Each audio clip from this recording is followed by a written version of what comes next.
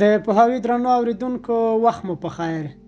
دا چې پر ننني ژوند د ټکنالوژۍ په ځانګړې توګه د ټولنیزو رسنیو دروند سیوری غوړېدلی او ډیری خلک د متن پر ځای ویډیو ته ډیر تم کیږي. په تېره بیا د اوږدو متنونو لوستل خو بیخي ورته ستونزمن شوي، نو د لنډې کیسې فورم هم ورسره لنډ غوندې ښکاري. اوس پوښتنه دا ده چې آیا د لنډې کیسې د بڼې په لنډېدو سره د دې ژانر د محتوا ژوروالی هم لنډ شوی که څنګه؟ دا پودکاسټ همدې موضوع ته ځانګړی شوی او د پوهنتون استاد دکتور اجمل ښکلی به پرې راته وغږېږي. سلام استاد، خوښ یم چې د پوهاوي په یو بل پودکاسټ کې راسره یاست. ډېره مننه. استاده، په پیل کې که په عمومي ډول پر لنډې کیسې راته وغږېږئ. لنډه کیسه څه وي، څه پکې وي، څه وړاندې کوي او همداراز نور؟ وعلیکم السلام، ډیره زیاته مننه، خوشحاله اوسئ. د لنډې کیسې تعریف خو لږ غوندې سخت دی. په اصل کې لنډه کیسه د کیسې یو ډول دی. مطلب دا دی چې یو کیسه کوي، یو سټوري رانغاړي، یو پیښه باندې، یو پیښه په یو روایت کې او په یو کیسه کې او په یو داستان کې وړاندې کوي، خو په وړوکي فورم کې وړاندې کوي او مثلا په دغه په کمو الفاظو کې وړاندې کوي او په وړوکي فورم کې وړاندې کوي، نو ځکه ورته لنډه کیسه وایي. په لنډه کیسه کې عموما یوه پیښه وړاندې کېږي، یو پیښه د کرکټرونو په ذریعه باندې دغه کرکټرونه پیښه پر مخ وړي په یو ټاکلي زمان او مکان کې د کرکټرونو ترمنځ د کشمکش په نتیجه کې پیښه په مخ کې ځي او په دې اساس باندې موږ ویلی شو چې کیسه په اصل کې د دغو کرکټرونو د شخصیت د تحول یا مثلا د هغه حالاتو د تحول او د شرایطو د تحول یوه کیسه ده او په دې طریقه باندې مخ کې ځي.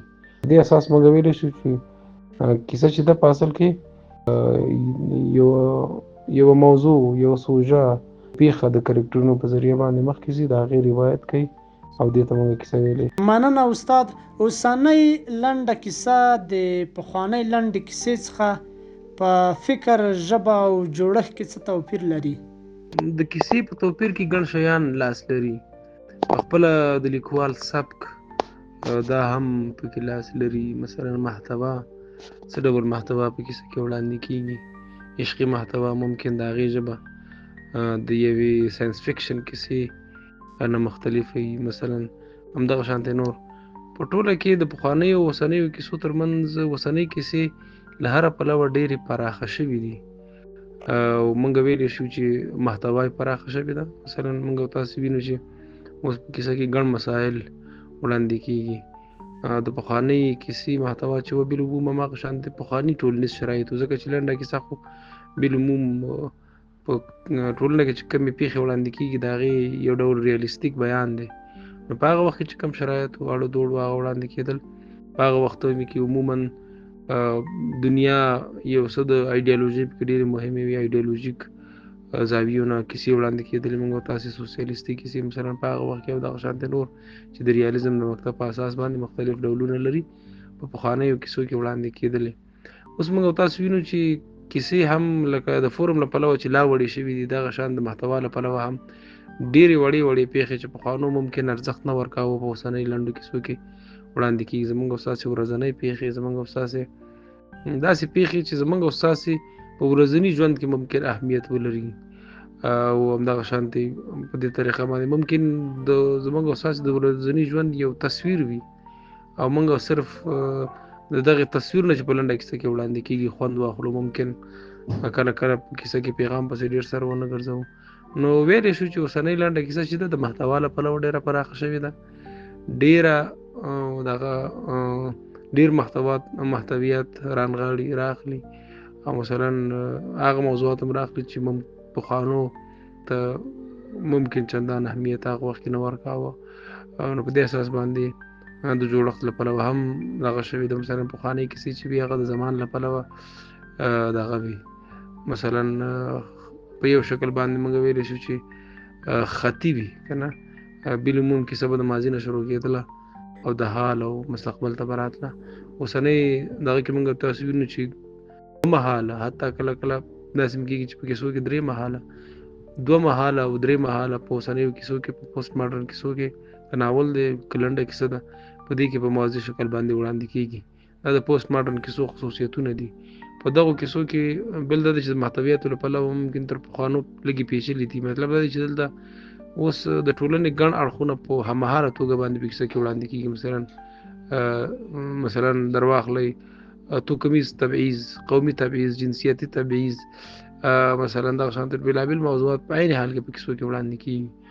نو اوسنۍ کیسه د جوړښت له پلوه هم د پخوانۍ کیسې ډېره پیچلې شوې ده او دغه شان د نور اړخونه هم راخیستلی شو.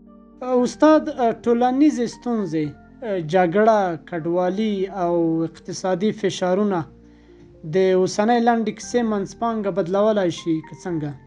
اوسنۍ کیسې خو بالعموم دا موضوعات راخلي، مثلا ټولنیزې ستونزې، جګړه، کډوالي، اقتصادي فشارونه، تعصب، تبعیض او مثلا دغه شان د بېلابېل مسایل چې دي په ټولنو کې وړاندې کېږي دا راخلي.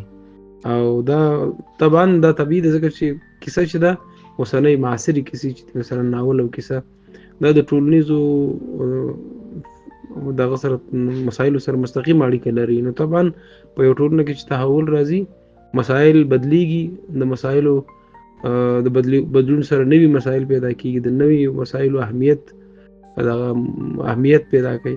نو په دې اساس باندې په لنډه کیسه کې د هغې په محتوا کې او په حتی په فورم کې تغیر راولي. نو دا طبیعي ده، دا بدیعي ده چې دا ممکنه ده. لکه مخکې چې ما ویلې د پخوانیو د اوسنیو لنډو کیسو محتویاتو تغیر راوستی. اوسنۍ دنیا د پخوانۍ دنیا په نسبت باندې د پیغام او د فکر له پلوه پیچلې ده، د جوړښت له پلوه پیچلې ده. نو په دې اساس باندې دغه پیچلتیا د محتوا او د فورم په شکل باندې په کیسو کې راښکاره کېږي او د کیسې ماهیت او د کیسې سټرکچر او د کیسې محتوا بدلوي. مننه استاد. آیا نننۍ لنډه کیسه لا هم د ادبي ښکلا ترڅنګ د ټولنیز بدلون وسیله کېدای شي که یوازې انعکاس دی؟ کیسه خو په اوس مهال کې موږ او تاسو پوهېږو چې کیسه له پیل نه د ټولنیز بدلون دپاره لیکل کېدله. یعنې لیکوال چې دی په یو کیسه کې ټولنیز مسایل انعکاسول. نو زه فکر کوم چې دغه تغییر اوس دغه شوی دی، په یو لحاظ باندې ویشل شوی هم دی او معاصر شوی هم دی. ویشل شوی دا مطلب چې اوس نور د ادبیاتو مثلا د هنر نور دغه چې دي ډولونه هغوی هم په دغه تحول کې خپل نقش لوبوي که نه. نو دغه شانتې ادبیات هم اوس ډېر لوستونکي لري. په دې اساس باندې ادبیات په ټوله کې هم دغه شانتې کیسه هم د ټولنیز بدلون راولي، یعنې موضوعات انعکاسوي او د ټولنیز بدلون د راوستلو هڅه کوي، د خلکو په ذهنونو باندې اغېز شیندي. موږ او تاسې خپله ټولنه که د مثال په توګه باندې وړاندې کړو، تاسې وګورئ په تېرو 16 لسیزو کې د پښتنو په ذهنونو کې که د علومو بېلابېلو حوزو په تېره ټولنیزو علومو بدلون راوستی دی، ماډرن کړي دي، مثلا متوجه کړي دي خپلو ټولنیزو مسایلو ته. نو کیسې هم دغه کار کړی دی. زه فکر کوم چې زموږ د کیسه لیکوالو ډېر لوی نقش دی په دې کې. تاسې وګورئ زموږ او ستاسې په کیسه لیکوالو کې مثلا د دغه نه د ښکته پښتونخوا نه راواخلو د ماسټر عبدالکریم او همدغه شانتې د خدای خدمتګارو په تر چتر لاندې چې هلته کومې کیسې لیکل شوي دي، هغوی د پښتنو دغه په ازادۍ کې هم دغه شان د پښتنو د شعور په لوړولو کې، د سیاسي او ټولنیز شعور په لوړولو کې ډېر مهم نقش ولوباوه هلته. مثلا د هغوی کیسې چاپېدلې، د هغوی کیسو لوستونکي لرل او ډېر مشهور وو. په افغانستان کې هم په دې تېرو 16 لسیزو کې د خلکو د افغانستان په باره کې د ملي تفکر د روزنې همدغه شان د اجتماعي او ټولنیز شعور په روزلو کې زموږ کیسه لیکوالو ډېر لوی نقش لوبولی دی. زموږ او ستاسې د 20مې پیړۍ د مثلا د پای نه راواخله، مثلا که موږ او تاسې استاد شپون یاد کړو، که مثلا نصیر احمد احمدي یاد کړو، که دغه شان د نور نومیالي لیکوال یاد کړو، زه فکر کوم چې زموږ او ستاسې په ټولنه او زموږ او ستاسې د ځوانانو په دغه ذهني وده کې د دوی لوی نقش دی. نو زه فکر کوم چې دا بدلون راولي بالکل. خو دا چې موږ او تاسې په دې باره کې تحقیق نه دی کړی، صحوي تحقیق نه دی کړی، دا بېله خبره ده. او دا چې ممکن نسبت نورو مسایلو ته او نورو شیانو ته ممکن د دې اغېز لږ بتي وي او لږ کم وي، دا بیا بېله خبره ده. خو دا چې بدلون راولي په هغه خپل اندازه، د هغه خپل وس په اندازه. خیر سي استاد، ډیره مننه. استاده په پای کې که راته ووایاست چې د ټولنیزو شبکو او لنډو متنونو کلتور د لنډې کیسې پر ژورتیا مثبت اغېز کړی که منفي، او همداراز د لنډې کیسې راتلونکی څنګه درته ښکاري؟ زه فکر کوم چې نړۍ بدلیږي، که موږ او تاسو ووایو که ونه وایو نړۍ بدلیږي. مثلا د مادي فرهنګ بدلون طبعا په معنوي فرهنګ باندې اغېز کوي، برعکس هم اغېز کوي. نو دا یو تحول، یو بدلون راځي. موږ او تاسو که د پخوانه مثلا د 19مې او همدغه شان د 18مې او بیا د 19مې او همدغه شان د 20مې پېړۍ د لومړۍ نیمایي کیسې وګورو، هغه د خپلو مفکورو او همدغه شان د ایډیالوژیو له پلوه نسبت ممکن اوسني حالت ته ژوري. مثلا که موږ تاسو داستایوفسکي راواخلو، که موږ تاسو چیخوف راواخلو، که مثلا بالزاک راواخلو، یا دغه شانتې نور واخلو، که ناولونه دي هم که کیسې دي، په هغه وخت کې چې دوی لیکلي دي هغه ممکن ژوروالی ولري که نه، مثلا همدغه شانتې نور. خو دا ده چې اوس وخت کې دوه ډوله اهمیت، مطلب دا چې هم په کیسه کې پیغام مهم دی، هم تصویر مهم دی. ځینې تصویرونه موږ او تاسې، مثلا ځینې لیکوال زموږ او تاسې هغوی د تصویرونو په ذریعه باندې تصویرونه د سمبولونو په شکل باندې کاروي، صحنې د سمبولونو په شکل کاروي، کرکټرونه د سمبولونو په شکل باندې کاروي او یو پیغام ور انتقالوي. خو د اوسنۍ کیسې لوستونکي د کیسې نه دوه ډوله توقع لري. یو توقع دا ده چې دته یو خبره ولري، یو پیغام ورته ولري، دغه د شعور په وده کې ورسره مرسته وکړي، او له بله پلوه یو تصویر ورله ورکړي. نو زه فکر کوم چې دغه دویم ته سختي ویل لږ غوندې دغه خبره ده، ځکه چې د اوسنۍ ټولنې غوښتنه همدا ده.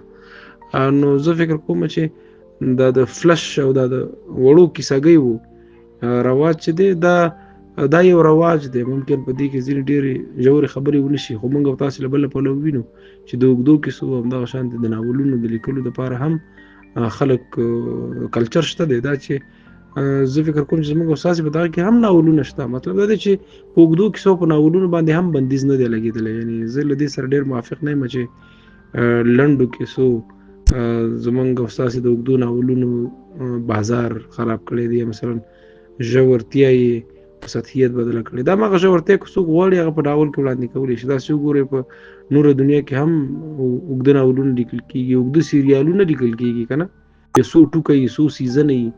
نو په دې اساس باندې که د ژورتیا خبره وي نو هلته خلک اعمالولی شي. او په یو وړه کیسه کې هم ممکن یو ډېره ژوره خبره په یو صحنه کې وړاندې شي. نو دغه یو خبره ده، که خبره ډېره غټه وي نو طبعا هغه اوږدې کیسې ته ضرورت لري. کله کله یو ژور پیغام هم په یو صحنه کې وړاندې کېدلی شي. نو دغه د سطحیت خبره چې ده دا او د ژورتیا خبره چې ده دا د اوږدوالي او لنډوالي سره کله ورسره ارتباط لري، خو ډېر کله ورسره ارتباط نه لري. زه فکر کوم چې لنډه کیسه راتلونکی لري. موږ تاسو وینو چې په نور دنیا کې که وګورو په اوس مهال کې د شاعرۍ په نسبت باندې کیسه ډېره لیکل کېږي که نه. لنډه کیسه هم په ټوله کې موږ تاسو راواخلو کیسه، نو دا د انسان د تخیل زیږندوي. او تخیل موږ داسې نشو ویلی چې ولا اوس تخیل ډېر په کمپیوټر کې او په یو اصطلاح باندې په کمپیوټر په فانتازۍ کې مصروف دی. نو لیکلو ادبیاتو ته همدغه شانتې داستاني ادبیاتو ته دغه کمیږي، ساحه تنګېږي. یو دغه دا دی چې کیسه چې ده په ټوله کې حکایت کیسه یعنې د سټوري په معنا باندې کیسه داسې یو انعطاف پذیره خصوصیت لري. مطلب دا دی چې د کیسې نه هر څه شی جوړولی شي، د کیسې نه فلم جوړولی شي، مثلا د کیسې نه ډېر شیان جوړېږي که نه. نو کیسه چې ده هغه د انسان د بشر په لرغوني تاریخ کې ریښه لري. مثلا د لرغونو اسطورو نه راواخله، مثلا همدغه شانتې تر حماسو پورې، تر دیني کیسو پورې، تر ولسي حکایتونو پورې، تر همدغه شانتې تر رومانونو، بیا ناولونو او تر اوسنۍ کیسو پورې. دا د بشر سره د لرغوني پیل نه پاتې شوې ده کیسه په عمومي شکل باندې د سټوري په معنا. خپل رنګ یې بدل کړی دی، خپله محتوا یې بدله کړې، خپل جوړښت یې بدل کړی دی. خو دا د انسان یو ضرورت دی، ځکه چې انسان معنا چې د دنیا نه نړۍ نه اخلي، معنا چې د خپل ټولنې نه اخلي. نو یو مهمه وسیله چې دا روایت دی په اصطلاح نریټیو دی کنه، یعنی یو کیسه ده، یو کیسه ده یا نو په دې اساس باندې زه فکر کوم چې دا راتلونکي لري، کیسه په ټوله کې راتلونکي لري او یو خدای دې چې دغه خپل دغه بدلولی شي، انعطاف پذیر هغه ضرورت او اهمیت ختمېدونکی نه. ډېره مننه ډاکټر اجمل ښکلی چې پر یوه خورا مهمه موضوع مر سره بحث وکړ. همداراز د پوهاوي له درنو اورېدونکو هم مننه چې بحث یې تر پایه واورېد.